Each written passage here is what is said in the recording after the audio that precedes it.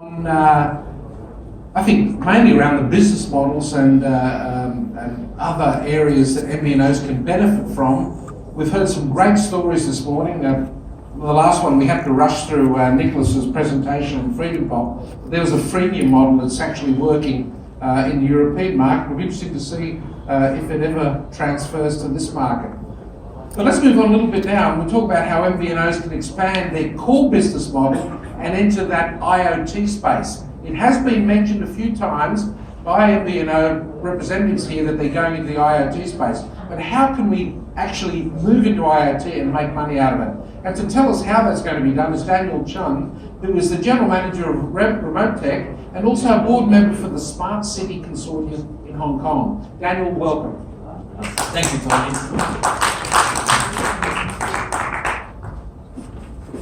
Great to be here. Hope everybody can actually come back because we have a great session today, and then I actually brought some gifts for you guys at the end of the session. So without further ado, I would like to speak about the topic. The topic is about, first of all, IoT space, and also about how mobile virtual network operator can actually perhaps think about what's beyond today's service offering. So I came from a background of a company which is in IoT smart controller space. It's an electronics company. My personal background comes from telecom. I'm also a board member of Smart City Consortium in Hong Kong, and also executive committee for Hong Kong Electronics and Technology Association. So within my assets is a lot of solutions company, IoT companies that would like to find different markets. Yeah. So we've actually launched a product, soft launch a product, which we would like to invite all the MVNOs to partner with us. And the product comes from a company that had 28 years of experience in remote controllers. I won't go into detail, but a lot of our customers are actually great names.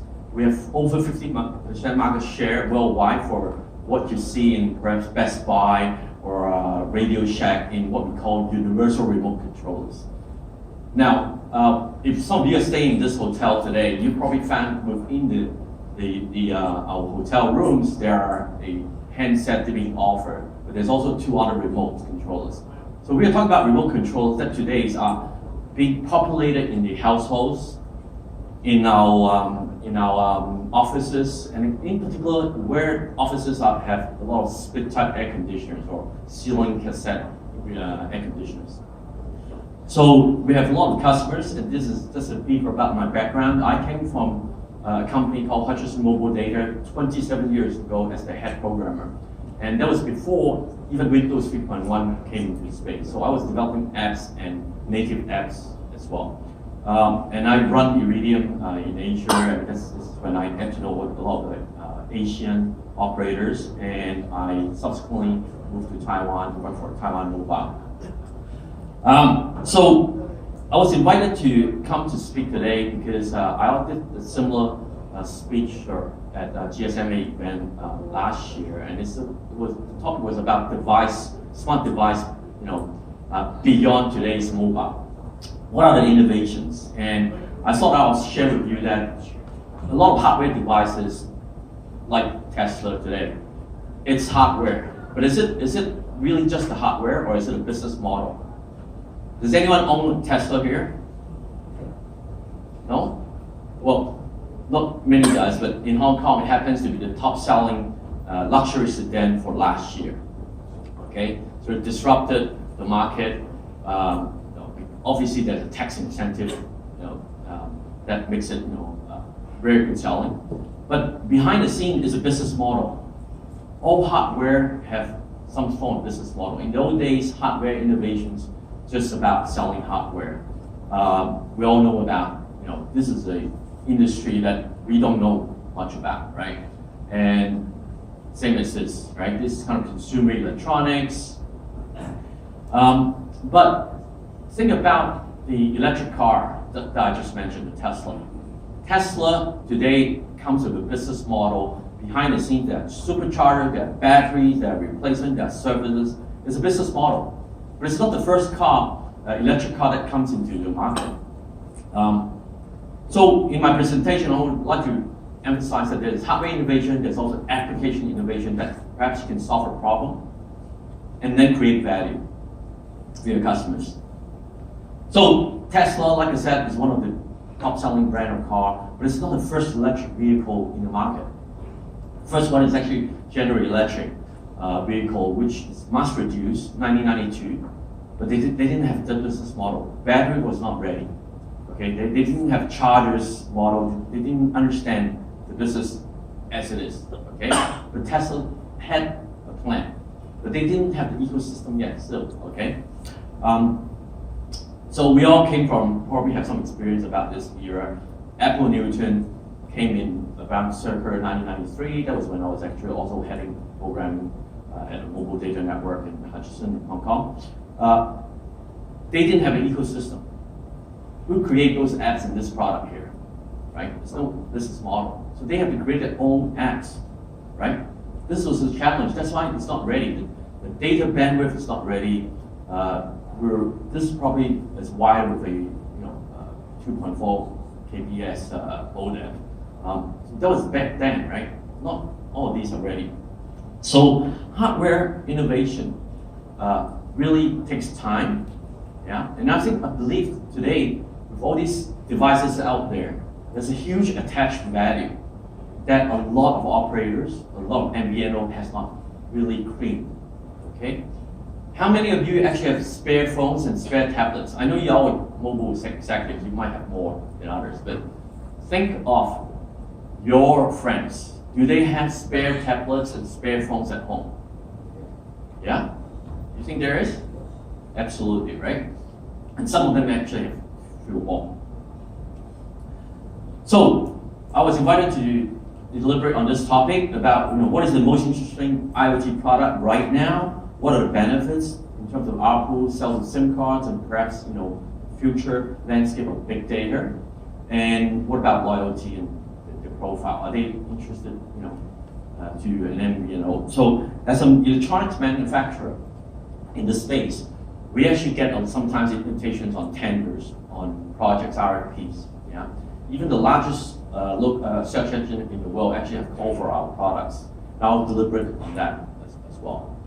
Okay, so we've seen a lot of these voice-activated ecosystem trying to build,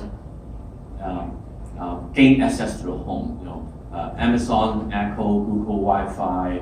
There are Apple TVs. There's also Chromecast and Roku. Many of these, right? So in this space of where we call it human control interface, CI, or there's voice, there's a remote. I'm using a remote right here. And of course, there is our cell phones that is attached to myself, right? This trend is very clear that for the next 3 or 4 years, there's a lot of companies want to have this space. Xiaomi also tried to make this space.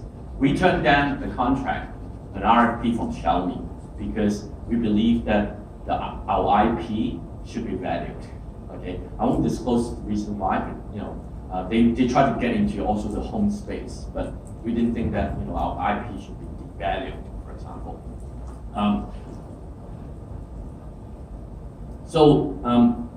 But we did support a lot of other kind of entrepreneurs that want to get into this space. These are some of the references. There are German VC-funded company that runs out with a thermostat or a smart devices. There are a network company, a router company that make an attempt into this space.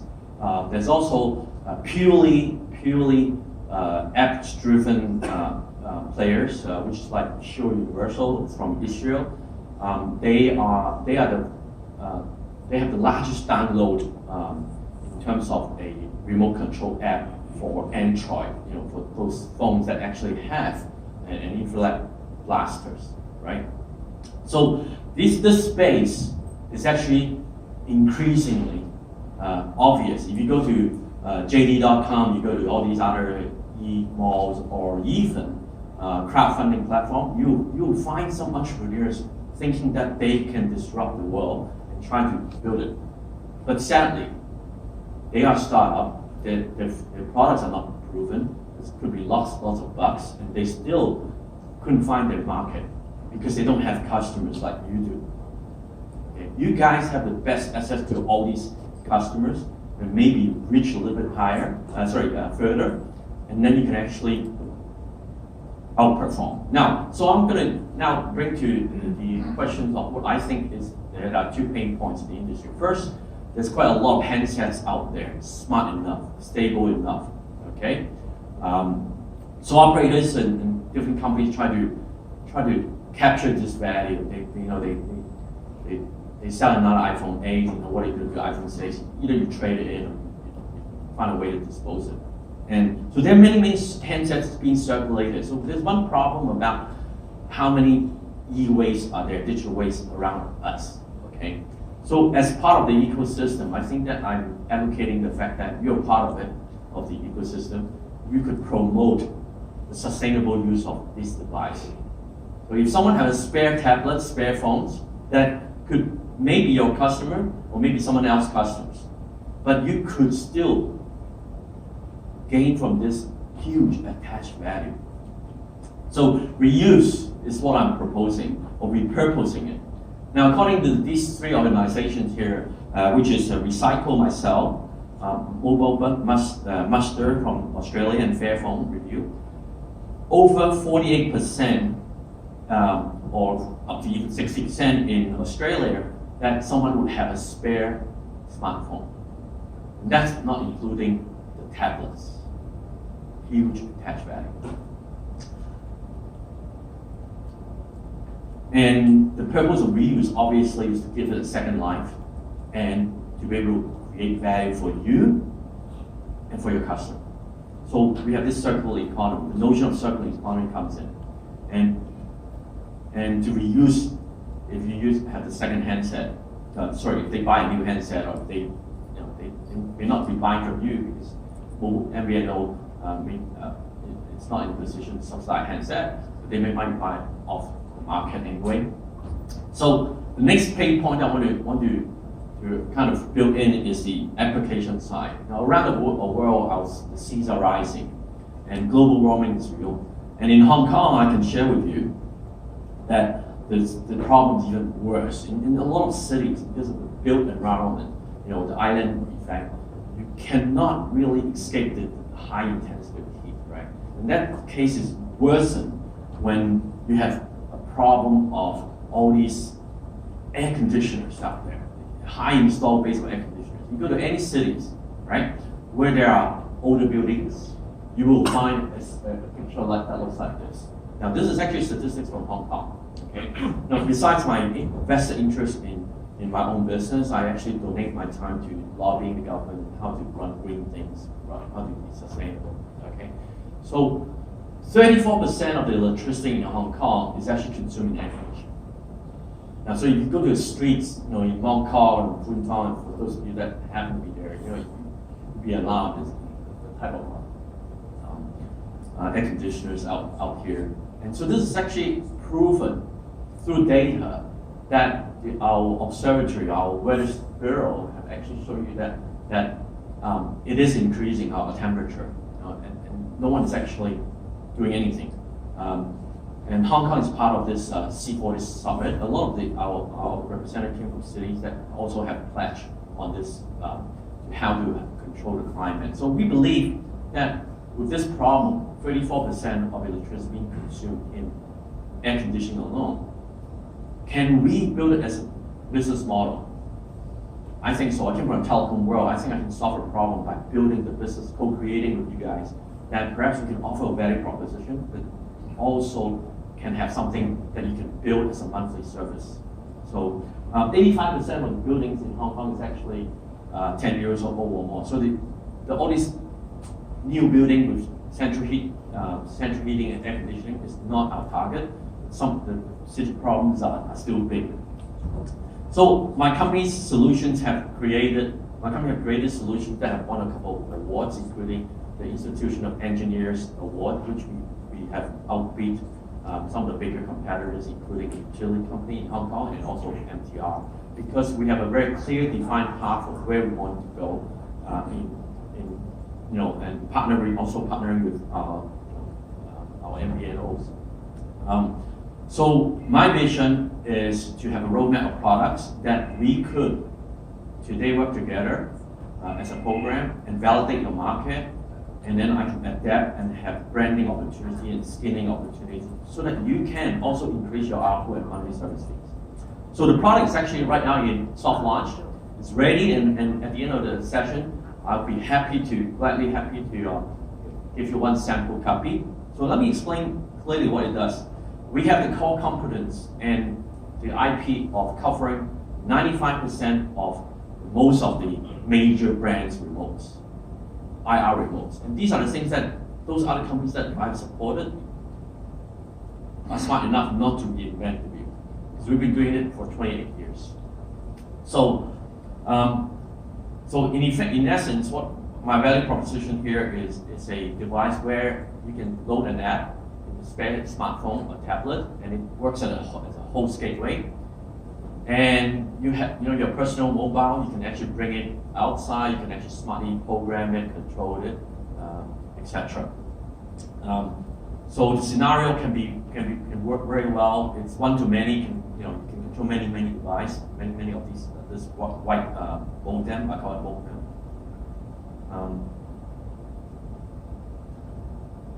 So it could be suitable for retailers, warehouse, home scenarios, and it controls not just air conditioning, but also fans and TVs and set-top box. So that's the kind of use case that we're doing. So mobile, client, and the host, and then you use Bluetooth to connect to that modem, and then it beams your end device, your appliance through. And because of this, you basically you don't have to set the temperature to be too cold. You can have sleep profile, you can have lunch profile where you switch it off or turn it down, and that saves electricity. Right? Our value proposition is not just that, but also on the fact that we can actually offer comfort, convenience, and control. So these are the awards that we won, and we will have a roadmap of different products that suits our scenario. So this is just a list of how we do things. I have a team of engineers in Shenzhen where their whole job for the last 25 years is to buy the world's remotes and reverse engineer everything. There's nothing wrong with that, okay? It's the same as how Google will have a car, drives around the whole world and map all this metadata. But that's IP. We create value along the value chain. Now, this is just a dashboard to show you that this could be your dashboard. This could be your apps, for example, that you can then program, control. It becomes smart control as a service that you can skin under your platform through API. And then there are data. There are significant amount of data because you know the brand, you know the consumption, yeah, and then you know how they use it. That gives you stickiness, a large amount of stickiness beyond your mobile, beyond the sales of SIM card. So that's a huge value attached to it that I want to show you that. This is, for example, in in our office, and at 9:55 we had a meeting. We switch it on, it comes down, and we switch off again automatically after the meeting. So it becomes a smart control value proposition for office, for retailers. If you target SMB, that could be a great solution. So, sorry, I'm almost done here, and I have a little video to show. So my call to action today is, I'm ready to run a co-creation partner program with all the MVNOs here, and with a small investment, which I call for about $5,000 US, we're ready to commit resources to validate the market, understand the requirement, and then co-create what is to come for launch of such a service. So I will urge some of you that are interested, perhaps directly get in touch with me. I am offering a free sample for each participant. So whether you're interested or not, you can still try to give us feedback. It runs very stable in iOS and in Android. Right now, we're still debugging different handsets. But this is a great offer. It has an attached value of $69 US. With consumer mass quantity, we'll bring down the price together. It becomes a smart control as a service. So I have a little video that to show you. It's not for energy management, but it's kind of give you the idea that how it can work. Yeah, can you please? Some samples for us. 热啊，去哪儿？翻屋企嚟冷氣，外面这么热，回家也要时间啊，而家開定冷氣先咪得咯。可以吗？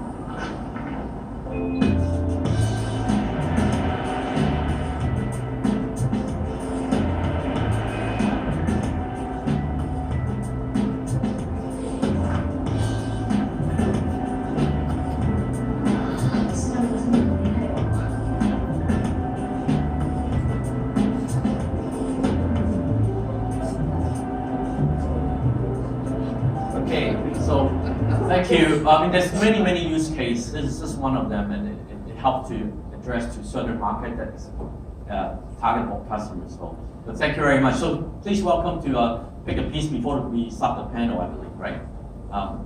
Please feel free. Well, we'll pick it on the way out. Pick on the way out. Thank you, Holly. Thanks, Alan. If they all get up now, they'll never come back. So all the way out. I know these people very well. Don't worry, if it's for free, they'll take it. It'll be gone. Okay. Wow. If I get one of those things, does the girl come with it?